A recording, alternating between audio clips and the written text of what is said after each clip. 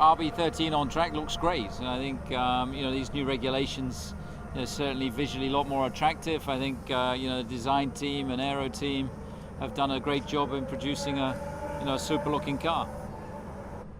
I think all the cars look better looking, and of course you've got a variance of interpretations to the new regulations, and it's interesting to see the different solutions that different teams have come up with.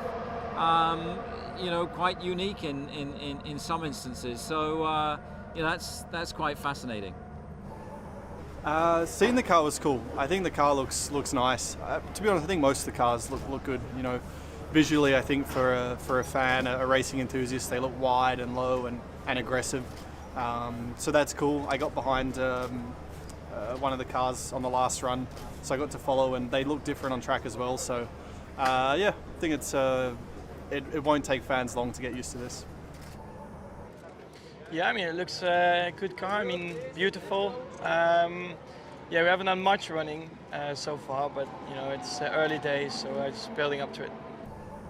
Well, at the end, to be honest, I don't really look too much to it. I just want it to be fast. But I quite like just the whole shaping of the car with the wide tires. It looks like an aggressive car, and then with the painting and everything, it looks a very beautiful car in general.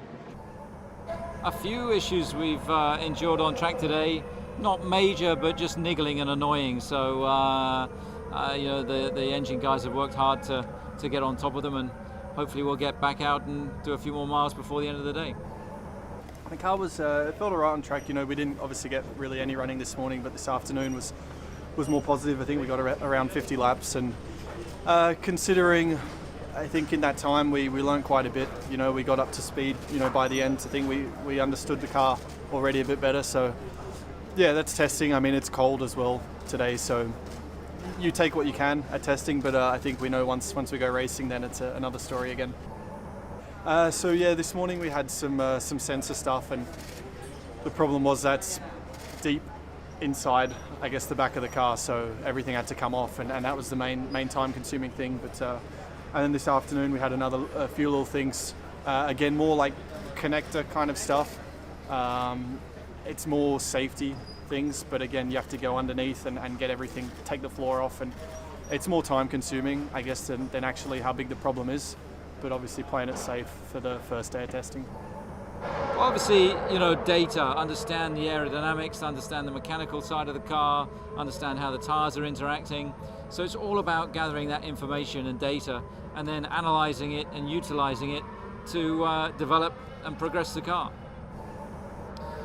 You can always gain data from the car, so of course, hopefully we'll get some more serious running in over the remaining 7 days, have a pretty good understanding of the car as we head to Melbourne. I think he's going to flat out from today all the way through to Abu Dhabi. It's a development race, and it's a matter of getting that information, analysing it, utilising it, and turning it into performance. The car's not massively different. I think in terms of technique and style, it's at the moment I'm driving pretty similar to what I was doing last year. So you do feel the tyres, they're obviously wider and they give you a bit more grip in some areas, but I think the balance and the handling of the car is still pretty similar.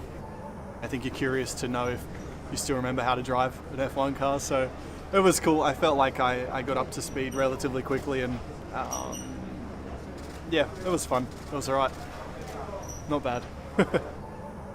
Yeah, of course, looking forward to tomorrow to find out myself, you know, how the car feels like. So yeah, I can't wait. We haven't done that many laps so far, so for sure tonight I'll speak a bit more with the engineers, but then I think mainly just, you know, getting in the car and just experience it yourself.